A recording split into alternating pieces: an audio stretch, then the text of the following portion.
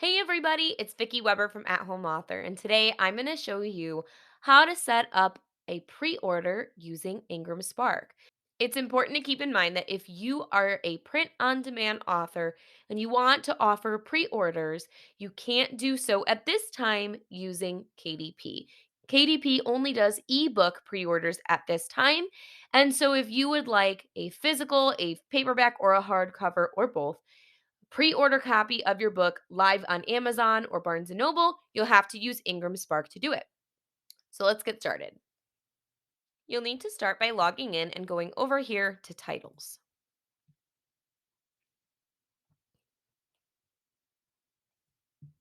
The next thing you're going to do is you're going to hit add title and you're going to select print book only. If you select print and ebook and you decide later you don't want the ebook, you actually have to start over from scratch. You can't just detach one or the other when they're connected like this. It's actually one of my least favorite parts about IngramSpark, but I tend to use KDP for my ebooks because I prefer their distribution channel for that. So print book only. And this is your decision, but I always put yes, my files are ready because I want my pre-order to be live as soon as I submit everything. I'm going to check mark all my files and I want to print, distribute, and sell my book. Then I'm going to put in the title of my book. I'm going to select the language. So if this was a Spanish translation, I would indicate that, but this book is in English. Next, I'm going to enter my ISBN number. Make sure that you decide before you start what type of book you're going to create. So, if I put the paperback ISBN here, later when it asks me for my book specs, I need to remember to put paperback, not hardcover. Next, I need to indicate that I own the copyright, and it's going to ask you if you have any of these inappropriate things. So, did you include someone's name, the name of a famous company or a famous brand without a license from the owner? Did you include trademarks, pictures of names or famous brands, toys, games, or companies without a license or the owner's permission, etc.? You need to indicate that yes, my title does include, or no, my title does not include any of these things, so I'm going to move on. Next, I'm going to put in my name as the author. Make sure this matches exactly what you've entered for your other books. If I even add a space at the end, suddenly I'm not the same author. So be very careful about that. Add a contributor, and I'm going to add in my illustrator's name.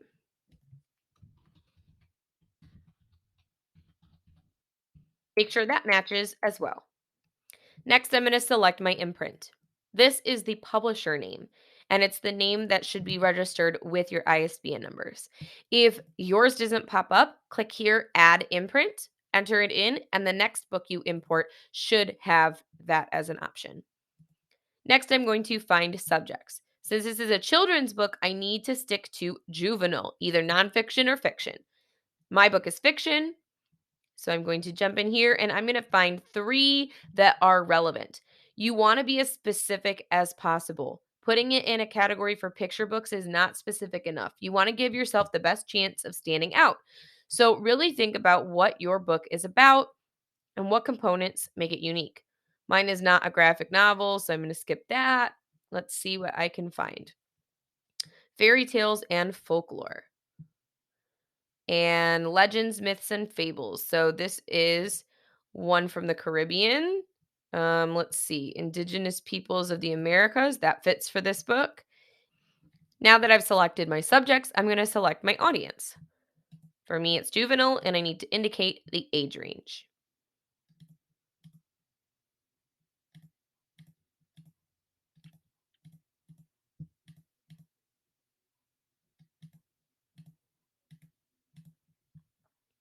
Next, I need to put in the book description.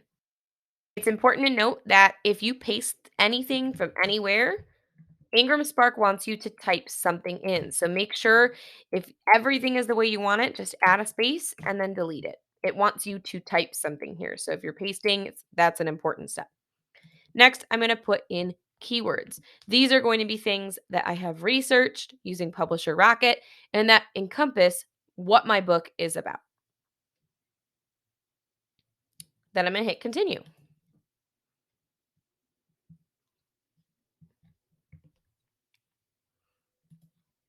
I'm going to select my trim size. This is the size of my book. And since I put in my paperback ISBN, I'm going to select everything for my paperback. You'll notice I did choose premium color. I am not happy with the standard color quality, and I do not like to compromise on those things. So I've selected all of my finishes, and I'm going to enter in my page count. Now it tells me that this is the cost to print my book. Remember, this is a paperback. Now, this next part, you need to have already thought about what you want the pricing of your book to be, because if you change it, it will not automatically change the conversions here. I want my book to be $12.99. So there you can see how the first time I enter something in, it auto converts for me. If I change this to $13.99, nothing changed. So make sure before you type anything that you decide what you want your pricing to be. I am going to enter the wholesale discount that I want. Now, this is up to you. I typically do whatever the lowest amount is, but there are some stores that will request that you increase this wholesale discount. That's entirely up to you, but it will change how much you make per book, and you can change this at any time later. So one of the easiest things to do is with a $12.99 book at a 30% whole discount, this is how much I will make per book. If I were to switch to 55, I would make $2.25 per book. So that's how you want to play with things and figure out what works for you. I highly recommend that you select return and destroy, because there are many stores that won't carry your title if you don't make it returnable. Now, I need to check mark that I understand my discount is less than 55%. I understand what yes destroy means, and I accept all the prices above. I want to enable my look inside feature, but I don't need these other two things. My book is not large text, and it does not right to left content, it is left to right. Here is how you set up your pre-order. This part should be easy. You select the date you want your book to be published. However, you also need to select one more date. May 10th is the day that I would like my book to be published. But in order for a pre-order to be set up, I need to click this button here and make my on sale date the same date in the future.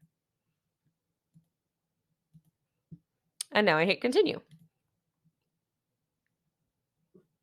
On this page, you are going to upload your files, and then you are going to pay, and it will be complete. When everything is done, it will look like this.